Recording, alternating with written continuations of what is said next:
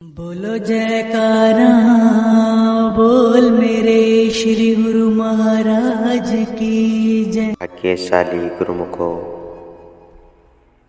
जब कोई व्यक्ति बिना सोचे समझे दिल की रहस्यमय बात किसी ऐसे व्यक्ति पर प्रकट कर देता है कि परिणाम स्वरूप उसे पछताना पड़ता है। उस मनुष्य का प्रमाण उस फूल के भांति है जिस प्रकार सुगंध के निकल जाने पर फूल श्रीहीन होकर रह जाता है, अर्थात उस व्यक्ति का महत्व भी उस फूल की तरह कुछ नहीं रह जाता है। इसलिए संतों ने जिह्वा इंद्रियों पर संयम करने के लिए बहुत बल दिया है। वास्तव में उपयुक्त बात करने वाला व्यक्ति ही बुद्धिमान है। इसके विपरीत अधिक व आकरण बोलने वाले का मन चंचल होता है। उसकी बुद्धि में सोचने समझने की शक्ति क्षीण हो जाती है और आत्मा में निर्मलता आती है। ऐसे संतों का स्वभाव चंचल होता है। में निर्मलता आती है। ऐसे संतों का स्वभाव चंचल होता है कि वह जब तक वह सुनी हुई बात को दूसरे पर प्रकट नहीं लेते तब तक उनके पेट में दर्द सा होता रहता है। ऐसे मनुष्य जीवन विश्वास के योग्य नहीं रहते। सत्पुरुषों की दृष्टि में ऐसे मनुष्य की कीमत कौड़ी तुल्य भी नहीं होती। उन्होंने तो उनकी तुलना एक निर्जीव ढोल से की है। जैसे ढोलक भीतर से खोखली होती है, यही दशा वाणी पर संयम न करने वाले की होती है। विपरीत इसके गंभीर प्रकृति वाले सज्जन, जो कि सदैव प्रति एक बात हृदय की तराजू पर तोलकर पश्चात मुख से निकालते हैं, वे ही वास्तव में प्रसन्न व विश्वास के पात्र होते हैं। यद्यपि देखने में ऐसे उत्तम प्रकृति रखने वाले मनुष्य संख्या में बहुत कम होते हैं, परंतु इनके अनूठे व्यक्तित्व का मूल्य पा सकना दुष्कर है। इसी गंभीरता के विषय पर एक दृष्टांत यहाँ दिया जा रहा है।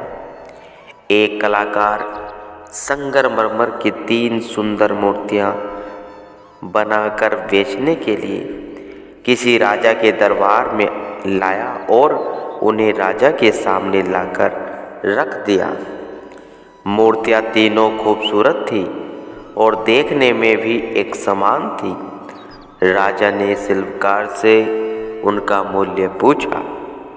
मूर्तिकार ने एक मूर्ति की कीमत 1.25 लाख, दूसरी की 75,000, तीसरी मूर्ति की 25,000 रुपये बताई। यह सुन राजा आश्चर्यचकित हुआ, बिना न रह सका। उसने तीनों मूर्ति को ध्यानपूर्वक नखशिखा तक देखा। पश्चात कलाकार से कहने लगा कि देखने में तो इनके रंग ढंग आकार प्रकार में विशेष अंतर नहीं देख पड़ता, फिर क्या कारण है कि तुम तीनों की अलग अलग कीमत बता रहे हो? मूर्तिकार ने कहा, महाराज, इसका निर्णय आप अपने दरबारियों से करवा लीजिए। मैं इस विषय में कुछ नहीं कहना चाहता। राजा ने मंत्रियों को बुलाया और उनसे परामर्श लेना चाहा, परंतु यह गूढ़ रहस्य किसी की समझ में नहीं आया। पर्याप्त सोचने के उपरांत एक मंत्री ने कहा, महाराज, मैं एकांत में जाकर इन तीनों मूर्तियों को ध्यान से देखना चाहता हूँ, तब इसका समुचित उत्तर मैं दे सकूँगा। ऐसी आशा करता हूँ। तब राजा आज्ञा से वह मंत्री तीनों मूर्तियों को उठाकर एक कमरे में ले गया। वहाँ जाकर उसने मूर्तियों की भली भांति परीक्षा की।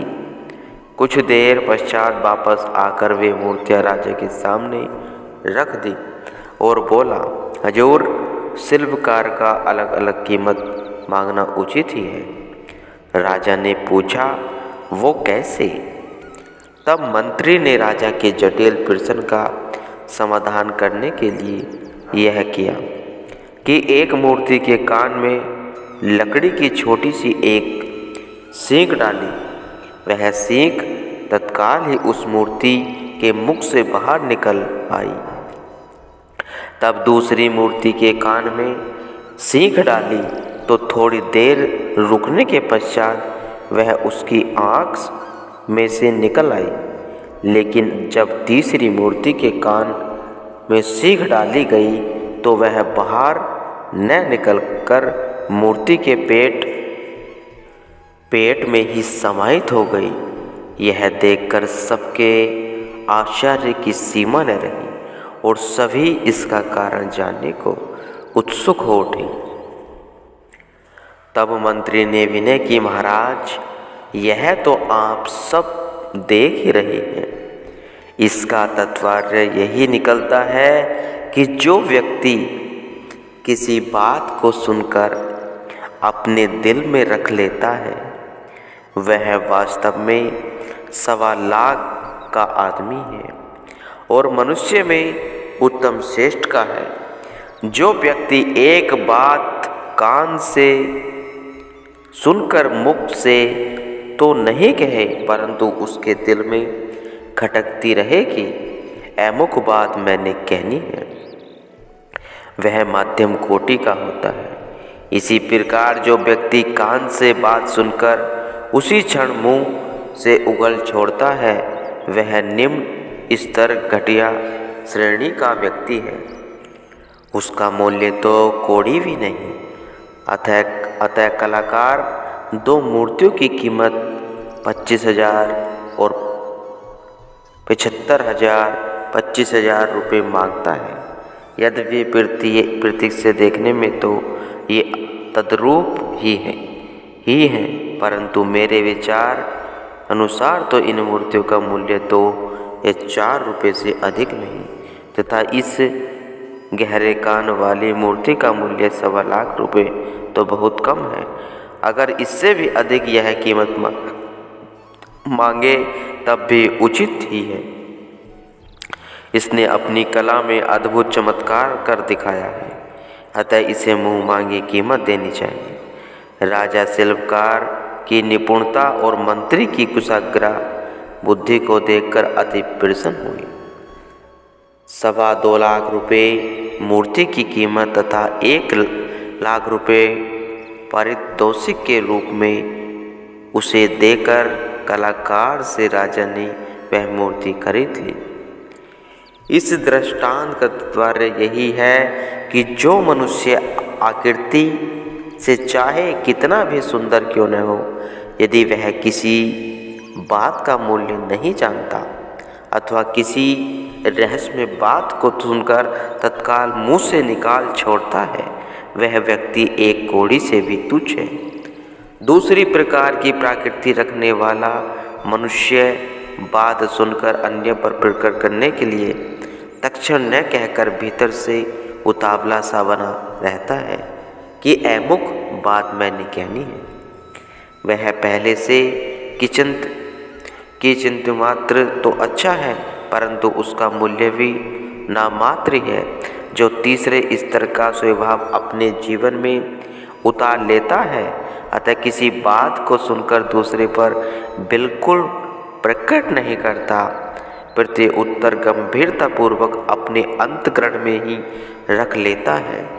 ऐसे विश्वास पात्र वह आदर्शमय चरित्र रखने वाले सज्जन का मूल्य तो बहुत ही ज़्यादा है। वही सर्वश्रेष्ठ प्राणी कहलाने के योग्य है। अतः मनुष्य को चाहिए कि वह गंभीर प्राकृतिक का बने। चंचल स्वभाव वाला मनुष्य स्थान स्थान पर अपमानित होता है और एक विचारशील पुरुष अपने गंभीर में द्वारा सबको पीड़ने लगता है तथा सम्मान की दृष्टि से देखा जाता है। इसलिए भक्ति और परमार्थ के पद पर पग बढ़ाने वाले मनुष्य में तो गंभीर्य होना ही चाहिए। वह अनावश्यक बात कभी किसी से न करे। मिथ्याभाषी और बोलने से पूर्व देश काल और पात्र को भली भांति देख लेवे। विश्वास पात्र मनुष्य ही उत्तम श्रेणी का मनुष्य हुआ करता है। संत भी बार बार फरमाते हैं कि हे मनुष्य, बड़े सोच समझकर अपने विचारों को प्रकट करो, जिससे किसी भी जीव का मन दुखी न हो पाए। गुरुमुखो।